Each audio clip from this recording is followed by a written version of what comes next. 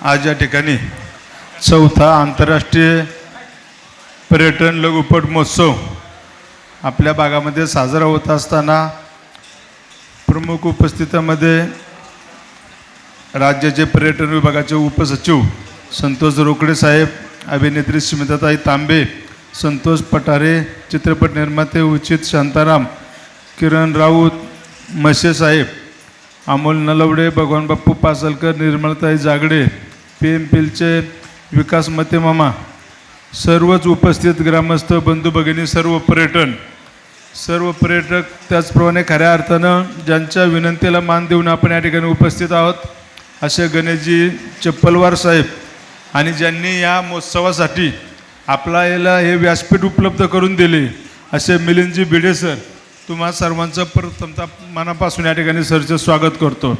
आज आपण सर्वजण जागतिक पर्यटन दिन साजरा करत आहोत. आपणा सर्वांना जागतिक पर्यटन दिनाच्या मनापासून हार्दिक शुभेच्छा व्यक्त करतो.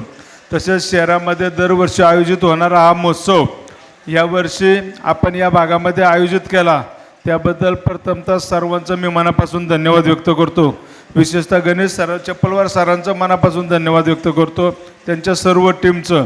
त्याचप्रमाणे PMPLचे देवरे साहेब, गव्हाणे साहेब यांचं मी आभार मानतो. कारण की तुम्हाला सर्वांनाच माहीत आहे हा तालुका हा खऱ्या अर्थाने छत्रपती शिवाजी महाराजांच्या पदस्पर्शाने पावन झालेली अशी पुण्यभूमी आहे. या भागामध्ये राजांचं अनेक वर्ष वास्तव्य होतं. स्वराज्याची राजधानी म्हणून या ठिकाणी राज्याचा कारभार या राजगड किल्ल्याहून पाहिला गेला. स्वराज्याचं पहिलं तोरण या तोरणागडावर बांधलं गेलं. अशी अतिशय पवित्र भूमी आणि त्या भूमीमध्ये हा महोत्सव होतोय. हा खऱ्या अर्थाने तुमच्या आमच्या सर्वांसाठी एक अभिमानाची गोष्ट आहे. आणि हा महोत्सव होत असताना खरं तर या भागात पर्यटक यावे, त्यांना वेगवेगळ्या सुविधा मिळाव्या म्हणून PMPLने विशेषतः देवरे साहेब, गव्हाणे साहेब यांनी 2 AC बस आपल्याला चालू करून दिल्यात. त्यांचं मनापासून धन्यवाद व्यक्त करतो.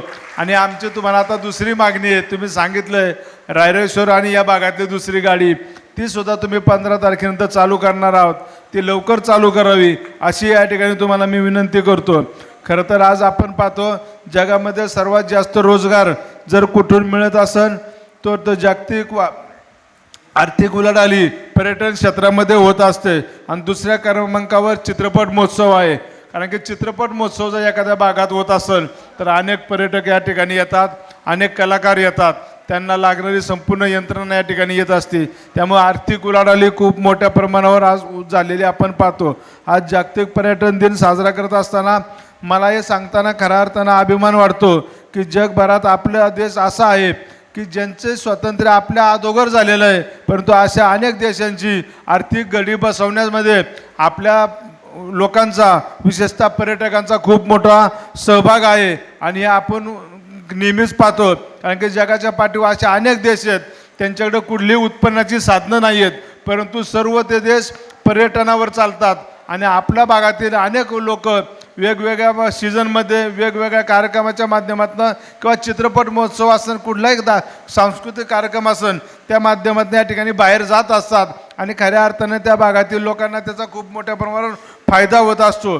खरं तर मी पाहिलं बाहेर गेल्यानंतर कुठेही एखाद्या ठिकाणी काय कार्यक्रम असेल तर त्या ठिकाणी जे बॅकग्राऊंड तयार केलं जातं किंवा शूटिंग करायची असेल तर एखादं कुठली टेकडी असन, पाण्याची मोठा तलाव असन, ह्या जर गोष्टी करायच्या असन तर त्या कृत्रिम पद्धतीने केलेल्या जातात. परंतु आपण भाग्यवान आहात की आपला डोंगर दऱ्यांनी नटलेला हा तालुका आहे. आणि या भागामध्ये अनेक पशु किंवा वनस्पती आहेत ज्या खऱ्या अर्थाने ज्याची दखल आपण घेत नाही. ही थोडी शोकांतिक आहे. कारण की पूर्वीच्या काळातसुद्धा आपण पाहिलं आहे कुठले डॉक्टर नव्हते, परंतु कुणाला काही जखम झाली, कुठलाही काही आजार झाला, जर ज्या वनस्पतीचा वापर करून आपण त्या ठिकाणी इलाज करत होतं, जे आयुर्वेदिक इलाज आपण म्हणतो, आणि त्या सर्व वनस्पती आपल्या भागामध्ये आहेत. अनेक पशुपक्षी आहेत ज्यांची दुर्मिळता बाहेर कुठेही मिळत नाही, पण ते आपल्याकडे पाहायला मिळतात. असे पशु या ठिकाणी जन्माला आलेले आहेत. हा ना आपल्याला छत्रपती शिवाजी महाराजांचा जिवंत वारसा या ठिकाणी आपल्याला लाभलेला आहे. जेणेकरून आपण ज्यावेळेस बाहेर कुठं जातो प्रत्येक जणाला प्रत्येक देशात गेल्यानंतर त्यांच्या देशातलं काही एखादी गोष्ट आहे त्याचा अभिमान त्यांना असतो. आणि ते नसन त्यांच्याकडे 10% जरी त्यांच्याकडे ऊर्जा असेल तर ते 90% एक्स्ट्रा बाहेरून आणली किंवा आपलं वातावरण तयार करून ते बनवतात.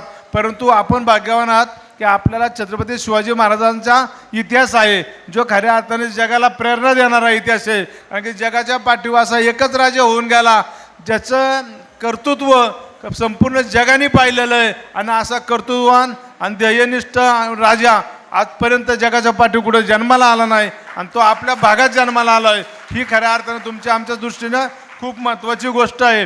आणि या भागाचा विकास होत असताना खरं तर पर्यटनाला चालना देणं हे खूप महत्त्वाचं आहे.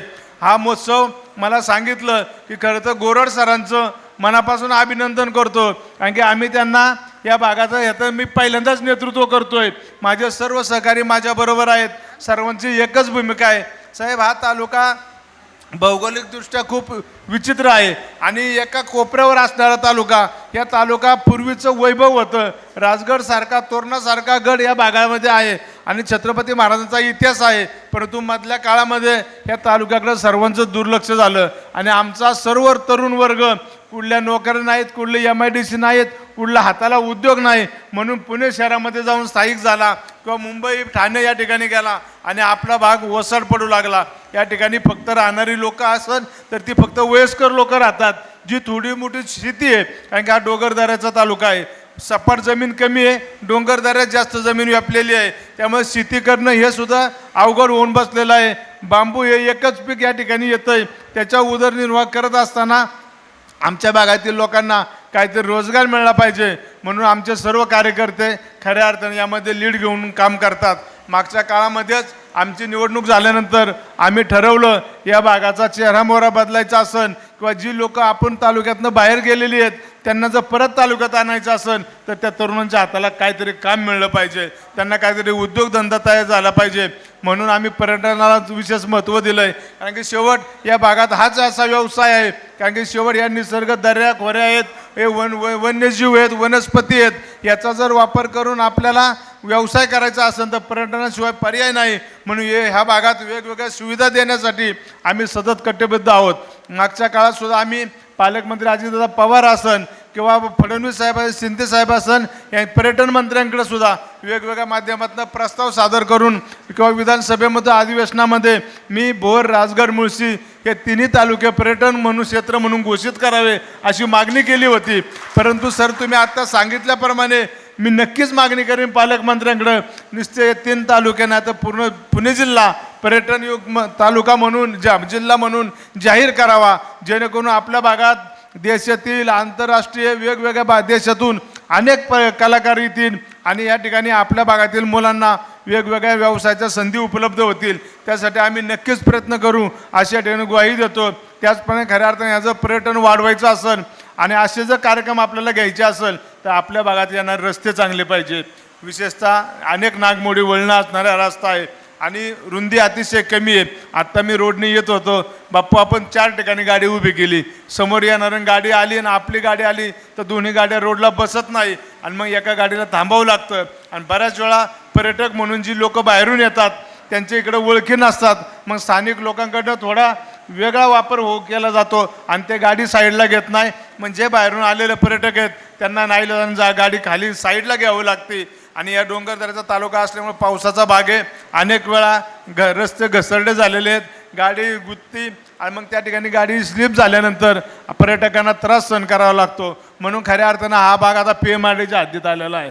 आणि आता मसे साहेब, तुम्ही आमच्या आयुक्तांचे भाऊ आहे, तुम्ही आत्ता सांगितलं मला, खरं तर तुम्ही कालच सांगायला पाहिजे होतं तुम्ही येणार आहे आणि तुम्ही काय नातं आहे, मी त्यांना घेऊन आलो असतो. कारण की शेवट या भागात येत असताना त्यांची भूमिका सुद्धा आपल्या भविष्यकाळात महत्त्वाची आहे. आपण पाहतोय चेलाडी पाटा ते पाबे आणि मडेघाट हा जो रस्ता आहे तो आपण खऱ्या अर्थाने करण्याचं ध्येय ठेवलेलं आहे. आणि PMRDच्या माध्यमातून तो 24 किलोमीटरचा रस्त्याचं पहिल्यांदा सर्वेक्षण करून तो चांगल्या पद्धतीचा 18 मीटरचा रस्ता कॉन्क्रीटचा करायचा आम्ही ठरवलेला आहे, जेणेकरून या भागातील वाहतुकीचा प्रश्न कायमस्वरूपी मिटन.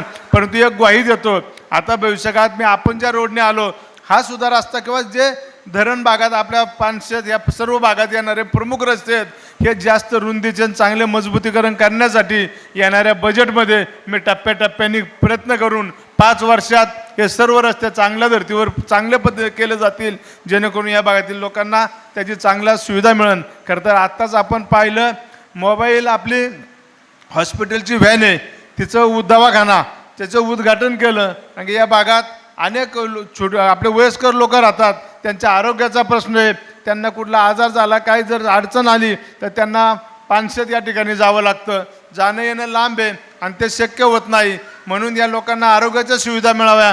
पूर्वी जी लॉन्चमधनं आपण सुविधा द्यायचो ती लॉन्च बंद झाल्यामुळे ती राहिली होती, परंतु आज आपण त्याचं उद्घाटन केलं आणि भविष्यकाळात या भागातील आपल्या जे नातेवाईक आहेत किंवा ग्रामस्थ आहेत यांना सुद्धा त्या आरोग्य सेवेचा फायदा होणार आहे आणि ते आज आपण त्याचं उद्घाटन केलं. भविष्यकाळात असे महोत्सव या भागात झाले पाहिजे आणि त्यासाठी जे काय सहकार्य लागेल ते करण्याची ग्वाही मी या भागाचा लोकप्रतिनिधी म्हणून आणि माझ्या सर्व सहकाऱ्यांचा प्रतिनिधी म्हणून ग्वाही देतो.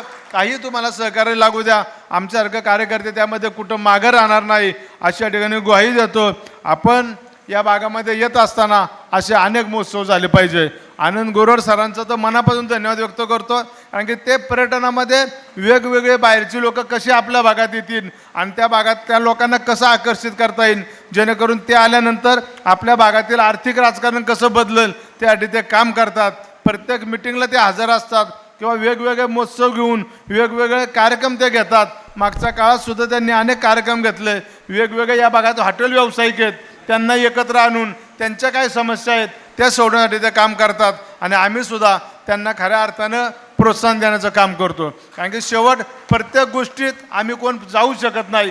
ज्याला ज्या गोष्टीची आवड आहे आणि जे समाजाचं काहीतरी देणं लागतो, समाजाच्या हिताची कामं करतात, त्यांच्या मागं उभं राहण्याची भूमिका आम्ही सुद्धा या ठिकाणी घेत असतो. आपण थोड्या दिवसात दिवाळीमध्ये आपण या ठिकाणी सांगितल्याप्रमाणे खरं तर आत्ता परवाशीच आमची कलेक्टर साहेबांकडे मिटिंग झाली. ते पर्यटन विभागाचाच विषय होता आणि गड किल्ले संवर्धनाचा विषय होता. त्यामध्ये आपण भविष्यकाळात या भागातील जे आपले किल्ले आहेत म्हणजे राजगड असन, तोरणा असन, रायरेश्वर असन, रोहिडेश्वर असन या निधी देतोय. त्याचप्रमाणे आपण राजगड महोत्सव हा दिवाळीच्या काळामध्ये घेतोय. त्यासाठी तर आपण DPDCमध्ये तरतूद केलेली आहे, जेणेकरून चांगल्या प्रकारचं नियोजन करून या भागात पर्यटक कसे जास्त येतील, या भागाचं महत्त्व हे जगाला कळावं म्हणून आपण या ठिकाणी काम करणार आहोत. मागच्याच काळामध्ये राजगड किल्ल्याची जागतिक वारसा या ह्याच्या योजनेमध्ये निवड झाली आणि खऱ्या अर्थाने त्या माध्यमातून सुद्धा आता आपल्याकडे आंतरराष्ट्रीय पर्यटक येणार आहेत. मग त्यांना लागणाऱ्या सुविधा असन, रस्ते असन, लाईट असन, पाणी असन, स्वच्छतागृह असन किंवा जे आल्यानंतर राहण्यासाठी चांगलं हॉटेल्स असू द्या किंवा जे काय आपल्या भागात उपलब्ध करता येईल. शेवट ही लोक वर्षातनं ठराविक वेळेत येणार आहे, परंतु कायमस्वरूपी ज्यावेळेस येतील त्यावेळेस तर अजून आपल्याला चांगल्या पद्धतीने सुविधा देणं गरजेचं आहे. परंतु आजच्या घडीला जे काही शक्य आहे, जेवढं चांगल्या सुविधा त्यांना देता येईल ते देण्यासाठी, आपल्या स्थानिक लोकांना प्रोत्साहन देण्यासाठी भविष्यकाळात आपण काम करू अशा ग्वाही देतो. पुन्हा एकदा आंतरराष्ट्रीय पर्यटन लघुपट महोत्सव या ठिकाणी साजरा होत असताना आपण सर्वजण या ठिकाणी उपस्थित राहिलात आणि आमच्या भागात हा कार्यक्रम आयोजित केला त्याबद्दल मी तुमचं सर्वांचं मनापासून अभिनंदन करतो, धन्यवाद देतो आणि या ठिकाणी थांबतो. जय हिंद, जय महाराष्ट्र, जय शिवराय.